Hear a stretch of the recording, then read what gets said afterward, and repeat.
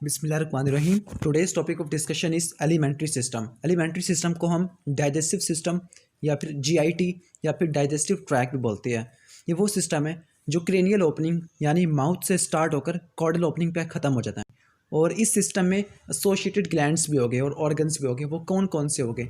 वो पैनक्रियाज होगा, वो गाल ब्लैडर होगा, वो बिलियरी सिस्टम होगा, लीवर होगा, सलाइवरी ग्लैंड्स हो गए। और आपको पता है सलाइवरी ग्लैंड्स भी दो तरह की होती है, major salivary gland and minor salivary gland.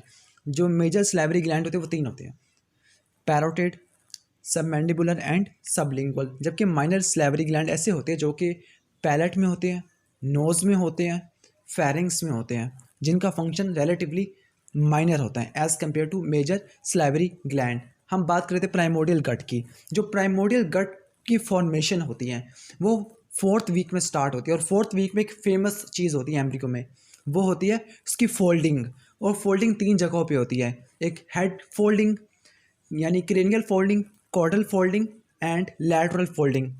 तीनों फोल्डिंग के नतीजे में, चाहे वो हेड का फोल्ड हो, चाहे वो टेल का फोल्ड हो और लैटरल फोल्ड हो, तीनों की फोल्डिंग की वजह से जो अम्ब्लाइकल वेजिकल है जिसको हम यॉर्क सैक बोलते हैं, वो इसके डोर्सल पार्ट को एम्ब्रियो की बॉडी के अंदर इनकॉर्पोरेट करती है। अम्ब्लाइकल वेजिकल एक ये एक्स्ट्रा एम्ब्रियोनिक स्ट्रक्चर है जो कि एम्ब्रियो के बाहर पड़ा होता है, लेकिन फोल्डिंग के नतीजे में इस एक्स्ट्रा एम्ब्रियोनिक मीजोडर्म का डोर्सल पार्ट एम्ब्रियो की बॉडी में इनकॉर्पोरेट होता है। और ये पार्ट इनकॉर्पोरेट होने के बाद प्राइमोडियल गट बनाता है। और प्राइमोडियल गट आके 3 पार्ट्स में डिवाइड होगी, fore gut, mid gut and hind gut. और हर पार्ट्स की अपनी अपने रिस्पेक्टिव फंक्शंस होंगे, अपने अपने डेरिवेटिव होंगे। हर एक पार्ट की अपनी आर्टीरियल सप्लाई होगी, नर्व सप्लाई होगी। जो प्राइमोडियल गट होता है इनिशियली ये क्रेनियल एंड पे क्लोज होती है ओरोफ्रेंजियल मेम्ब्रेन से, और कॉर्डल एंड पे होती है क्लोइकल मेम्ब्रेन। यानी क्रेनियली ये क्लोज होगी ओरोफ्रेंजियल मेम्ब्रेन से और कॉर्डली क्लोइकल मेम्ब्रेन से। इसकी डेरिवेटिव पढ़ लेता है कि प्राइमोडियल गट का कौन सा पार्ट एम्ब्रियो की कौन सी लेयर से डिराइव होगा। फॉर एग्जांपल जो इसका एंटोडर्म है प्राइमोडियल गट का, वो क्या बनाएगा? वो गट की एपिथेलियम और गट की ग्लैंड्स बनाएगा। और क्या क्या होता है जीआईटी में? और जीआईटी में होगा कनेक्टिव टिश्यू होगा, स्ट्रोमा होगा, और इसके अलावा स्मूथ मसल फाइबर हो गए। वो कहाँ से डिराइव हो गए? वो मीजोडर्म से अराइज हो गए। वो मीजोडर्म जो कि प्राइमोडियल गट को सराउंड कर रही है, उस मीजोडर्म से अराइज हो गए। इस रूल की एक्सेप्शन ये है, जो एपिथेलियम होती है क्रेनियल एंड की, वो डिराइव होगी एक्टोडर्म ऑफ स्टोमोडियम से। स्टोमोडियम का मतलब प्रिमिटिव ओरल कैविटी। जो एपिथेलियम है कॉर्डल एंड की, वो डिराइव होगी एनल पिट से, जिसको हम प्रोक्टूडियम भी बोलते हैं। प्राइमोडियल गट 3 पार्ट्स में डिवाइड होती है, fore gut, mid gut, hind gut. Primordial gut को 3 पार्ट्स में डिवाइड करने के लिए ट्रांसक्रिप्शन फैक्टर इन्वॉल्व होते हैं। वो कौन कौन से होते हैं? वो एक homeobox gene, para homeobox gene, sonic hedgehog, bone morphogenetic protein और WNT यानी HOX, पैरा HOX, SHH, BMP and WNT। ये 5 सिग्नलिंग, जिनको अगर इसको छोटा सा मीमोनिक बनाए HPSBW। प्राइमोडियल गट के 3 parts, four gut, mid gut, hind गट को देख लेते हैं कि इनका इंट्रोडक्शन देख लेते हैं। जो इसका एक पार्ट मिड गट, वो यॉर्क सैक से टेम्परेरी तौर पर अटैच होता है। एक डक्ट होती है जिसको जोड़ती है, तो इस डक्ट को बोलते हैं हम वाइटलिन डक्ट, या फिर इसको हम यॉर्क स्टैक भी बोलते हैं, या फिर इसको हम ओम्फेलो इंटेरिक डक्ट भी बोलते हैं। तो मिड गट यॉर्क स्टैक से अटैच होती है वाया वाइटलिन डक्ट और यॉर्क स्टैक और omphaloenteric duct. Primordial gut 3 part में एक्चुअली डिवाइड होती हैं, fore gut, mid gut, hind gut. Fore gut के मजीद 2 पार्ट आते हैं। पहला जो इसका क्रेनियल मोस्ट पार्ट है उसको बोलते हैं हम फेरेंजियल गट या फिर फेरिंग्स। यानी फोर गट का वो वाला पार्ट जो ओरोफेरेंजियल मेम्ब्रेन से लेकर रिस्पायरेटरी डाइवर्टिकुलम तक है, उस पार्ट को बोलेंगे हम फेरेंजियल गट और फेरिंग्स। एक्चुअली ये पार्ट इन्वॉल्व होगा हेड एंड नेक की डेवलपमेंट में, तो हम इसको हेड एंड नेक में देखेंगे। फोर गट का वो वाला पार्ट जो कि फ्रेंजियल ट्यूब से कॉर्डल है, नीचे पड़ा हुआ है, और ये कहाँ तक एक्सटेंड करता है? लीवर के बड तक। उस पार्ट को बोलेंगे हम रिमेनिंग पार्ट ऑफ फोरगट।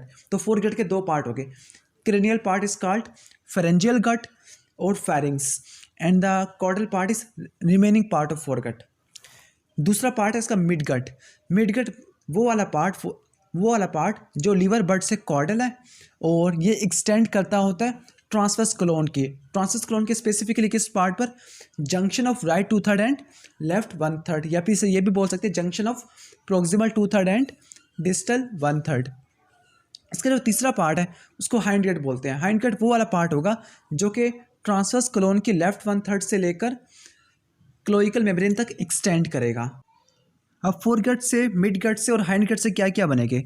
मिसाल के तौर पर फोर गट से बनेगा फेरिंग्स, और इसके साथ एसेसरी ऑर्गन क्या क्या बन सकता है? फेरिंग्स के साथ हमने पढ़े कि हेड एंड नेक में फेरेंजियल पाउच और फेरेंजियल आर्चिस, हम इसको फेरेंजियल अपरेटस को देखेंगे। और इसके अलावा thoracic oesophagus, abdominal oesophagus, stomach, proximal half of duodenum, superior to the ampulla of pancreatic duct. Okay, यानी डुडिनम के एक्चुअली 4 पार्ट्स होते हैं, first part, second part, third part और फोर्थ पार्ट। तो डुडिनम का पहला पार्ट और सेकंड पार्ट का प्रोक्सिमल हाफ, यानी वो वाला पार्ट जो कि हिपैटोपेनक्रियाटिक एम्पुला से ऊपर है, और प्रोक्सिमल हाफ ऑफ डुडिनम से कुछ बड्स निकलते हैं। वो बड्स क्या क्या बनाएंगे? एसेसरी स्ट्रक्चर्स, वो बनाएंगे लीवर का पैरेन्काइमा, वो बनाएंगे हिपैटिक डक्ट एपिथीलियम, वो बनाएंगे बिलियरी अपरेटस जिसमें gall bladder, cystic duct, common bile duct, और मोस्ट इंपॉर्टेंट स्ट्रक्चर्स होगा डोर्सल एंड वेंट्रल पेनक्रियाज भी डुडिनम के बड से बनता है। ओके, नेक्स्ट स्ट्रक्चर हमारा मिड गट। मिड गट पहले बता चुके हैं कि मिड गट यॉक सैक से अटैच होता है एक डक्ट के जरिए, उसको बोलते हैं हम यॉक स्टाक। मिड गट से क्या क्या बनेगा? डिस्टल हाफ ऑफ डुडिनम, यानी डुडिनम के सेकंड पार्ट का डिस्टल हाफ, थर्ड पार्ट और fourth part, jejunum, ileum, caecum, appendix, ascending colon and the transverse colon, क्या राइट 2/3। और हाइंड गट से क्या क्या बनेगा? हाइंड गट से बनेगा left 1/3 of transverse colon, descending colon, sigmoid colon और रेक्टम। और रेक्टम से कुछ वो निकलते हैं बड्स, वो क्या क्या बनाएंगे? यूरोजेनिटल साइनस और उसके डेरिवेटिव्स बनाएंगे। इसको हमने यूरोजेनिटल सिस्टम में हमने पढ़ना है कि कौन कौन से डेरिवेटिव इससे बनते होते हैं। अब हम इसको और डिटेल से देख लेते हैं, इसकी ऑर्गेनाइजेशन को, जीआईटी के फोरगट के ऑर्गन्स में क्या क्या होगा? Stomach, liver, gall bladder, pancreas, spleen और फर्स्ट हाफ ऑफ डुडिनम, और actually second part of duodenum का प्रोक्सिमल हाफ होता है। फोरगट को सप्लाई करने वाली आर्टरी कौन सी होगी? उसमें important artery, splenic artery, left gastric artery और कॉमन हिपैटिक आर्टरी। और इसमें से वेंट्रल मेजेंट्री क्या क्या बनेगी? लेजरोबेंटम, फैल्सिफॉर्म लिगामेंट, क्रोनरी और ट्रायंगुलर लिगामेंट्स। और डोर्सल मेजेंट्री में 4 लिगामेंट बनेंगे या 4 पेरिटोनियल फोल्ड्स बनेंगे, gastrosplenic ligament, splenorenal ligament, gastrocolic ligament and greater omentum. और मोटर नर्व सप्लाई क्या होती है फोरगट की? Vagus nerve. जबकि ऑर्गन्स मिडगट के second half of डुडिनम, जुजिनम and ileum, caecum, ascending colon and the 2/3 of transverse colon. इसकी artery कौन सी होगी? Superior mesenteric artery. और सुपीरियर मेजेंट्रिक आर्टरी की कौन कौन सी ब्रांचेज होती हैं? Ileocolic artery, right colic artery और मिडल कोलिक आर्टरी। और वेंट्रल मेजेंट्री मिडगट से कोई नहीं बनती। डोर्सल मेजेंट्री क्या क्या बनेगी? Meso intestine, meso appendix and transverse mesocolon. और वन सेकेंड इसकी मोटर नर्व सप्लाई क्या होगी? Vagus nerve, 10th cranial nerve. आगे पढ़ लेते हैं। और हाइंड गट से क्या क्या बनेगा? हाइंड गट से बनेगा left 1/3 of transverse colon, descending colon, sigmoid colon and rectum. और आर्टरीज कौन कौन सी होगी? इन्फीरियर मेजेंट्रिक आर्टरी, उसकी क्या क्या ब्रांचेस होती हैं? Left colic artery, sigmoid branches, superior rectal artery. Ventral mesentery से नहीं बनती होती, इसे डोर्सल मेजेंट्री बनती है, सिग्माइड मीजोकोलोन। और इसकी मोटर नर्व सप्लाई कौन सी होगी? पेल्विक सप्लैंक्निक नर्व्स होगी।